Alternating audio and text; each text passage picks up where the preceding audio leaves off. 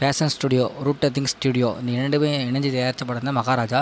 இந்த படத்தோட டேரக்டர் யாருன்னு பார்த்தீங்கன்னா நித்திலன் சுவாமிநாதன். ஸோ இந்த டேரக்டர் படமே குரங்கு பொம்மை. அந்த படம் செம ஹிட்டுங்க. அதுக்கு அடுத்தபடியாக தமிழில் மகாராஜா எடுத்திருக்காரு.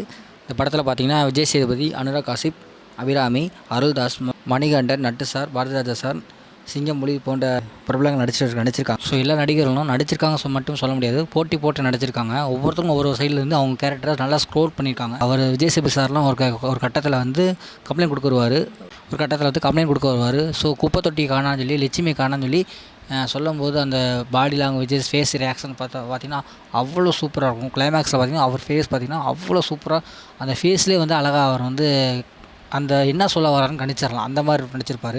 ஸோ பாரதிராஜா 1-2 சீன் வந்தால் கூட சாட்டிஸ்ஃபேக்ஷனாக நமக்கு இல்லை. சிங்கமொழி சார் சாதாரணமாக வந்தாலும் ஸோ அவர் கொடுக்குற கிளைமேக்ஸ் சீன்லாம் பார்த்திங்கன்னா மிரட்டி விட்டுரும். ஸோ அவர் கொடுக்குற ஒரு லாங்குவேஜ், பாடி லாங்குவேஜாக இருக்கட்டும், ஒரு டைலாக் டெலிவரி ஆகட்டும், செம்ம சூப்பராக இருந்துச்சு. மணிகண்டன் சார்லாம் ஸோ இந்தளவுக்கு சூப்பராக நடிப்பாரான்னு நமக்கு இன்னும் தெரியவே இல்லை. ஸோ பாய்ஸ் படத்தில் அவர் அப்பயே பார்த்தது அதுக்கப்புறம் இப்போ இந்த படத்தில் பார்க்கும்போது சூப்பராக நடிச்சிருக்காரு. இந்த படத்தோட கதை என்னன்னு பார்த்தீங்கன்னா, விஜய் சேதுபதி சார் சலூன் கடை வச்சு நடத்துவார். ஸோ அவரோட 15 வயசு பொண்ணை கெடுத்துடுவாங்க. ஸோ இது அவர் போலீஸ் ஸ்டேஷனில் கம்ப்ளைண்ட்டாக கொடுப்பாரு. ஒன்று போலீஸ் கொல்லுவாங்க, இல்லை பாதிக்கப்பட்டவங்க அந்த கும்பலை கொல்லுவாங்க. இதுதான் பழைய கான்செப்ட்டு. இந்த பழைய கான்செப்ட்னா ஸ்கிரிப்டை சூப்பராக புதுசாக அவர் நித்திலன் சார் ட்ரை பண்ணியிருக்காரு. என்னென்னு பார்த்தீங்கன்னா, விஜய் சேதுபதி சார் அப்படி கம்ப்ளைண்ட் பண்ணலை. ஸோ அவங்க வீட்டில் ஒரு குப்பை தொட்டி காணான்னு, அதாவது லட்சுமி காணான்னு கம்ப்ளைண்ட் பண்ணியிருப்பார். இந்த கம்ப்ளைண்ட் எடுக்கிறதுக்கு நட்டு சார், அதாவது போலீஸார் நடித்த நட்டு சார் எடுக்கிற யோசிப்பார். ஸோ இதை எடுத்தாமல் கேவலமாக இருக்குமே அப்படின்னு சொல்லும்போது விஜய் சேதுபதி சார் உடனே இது நீங்கள் இந்த கேஸ் எடுத்து பண்ணுங்கள், நான் உங்களுக்கு எத்தனை லட்சம் செலவு பண்ணுறேன் அப்படின்னு சொல்லும்போது உடனே நட்டு சார் எடுத்து சரி இதில் நம்ம கண்டிப்பாக பண்ணுவோன்ட்டு அவர் ஒரு க்யூரியாசிட்டி மாதிரி ஒரு எதிர்பார்ப்பு தாங்க முடியல. அப்படி என்ன தான் இந்த குப்பை தொட்டியில் இருக்குன்னு ஒவ்வொன்றா கண்டுபிடிக்கும்போது ஒவ்வொரு சஸ்பென்ஸ் மேலே ஓப்பன் பண்ணுறாங்க. ஸோ அந்த சஸ்பென்ஸ்லேயே தெரிஞ்சிடும் குப்பை தொட்டி காணா அவருடைய பொண்ணை கெடுத்துருக்காங்கன்னு சொல்லி நட்டு சார் கண்டுபிடிச்சிருவார். ஸோ நட்டு சார் கண்டுபிடிக்கும் போது பார்த்திங்கன்னா அந்த சீன்லாம் அப்படியே கிளாப்ஸ் பயங்கரமாக இருக்கும். விஜய் சேதுபதி சார் பொண்ணை ஏன் கெடுக்கணும், அனுராக் காசிப் சாரும் விஜய் சேதுபதி சாரும் என்ன சம்மந்தம், என்ன பகை, ஸோ இதெல்லாம் மீதி கதையை கொண்டு போகுதுங்க.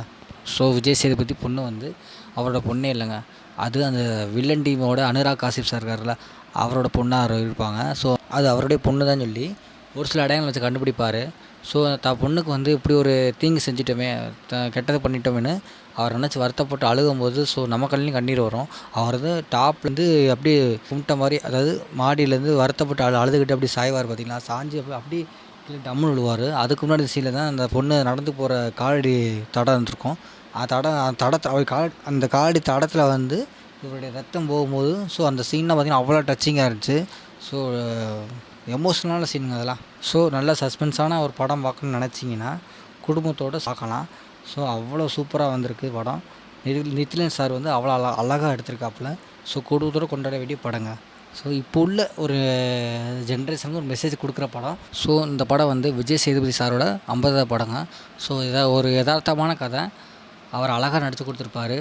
ஸோ எந்த ஒரு ஆடம்பரமே இல்லாமல் சைலண்டாக வந்திருப்பார். இப்போ 50வது படம்னா சில நடிகர்லாம் பார்த்துருப்பீங்க, ரொம்ப பிரம்மாண்டமாக பண்ணுவாங்க. ஸோ படம் ஓடிடும், ஆனால் பிரச்சனை இல்லை. ஆனால் அவர் சைலண்டாக பண்ணி சூப்பராக படம் ஹிட்டு கொடுத்துருக்காரு. ஸோ அவருடைய திருப்புமுனையில் இது ஒரு பெரும் படங்க. அவர் டர்னிங் பாயிண்டில் ஒரு நல்ல படமாக அவர் அமைச்சிருக்காரு.